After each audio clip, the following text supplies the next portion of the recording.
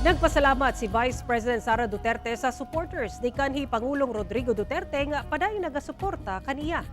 Sangko sa langit ang pagpasalamat sa Vice Presidente sa supporters ni FPRRD ato sa pagbisita niini sa Cotabato City alang sa pag-abli sa bagong Office of the Vice President Barb Satellite Office sa 3rd Street, Don Esero, Barangay Rosary Heights 5, Cotabato City.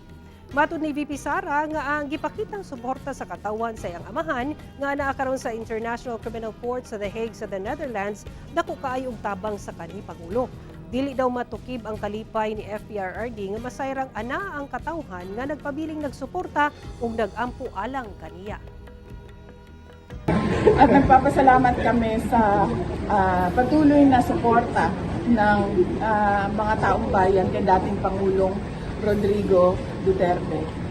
Dahil napakalaking tulong nun, ng suporta nila, yung moral support nila na alam ni Pangulong Duterte na nandyan yung mga kababayan natin sa kanya. And syempre, alam natin lahat na napakalaki ng power of prayers.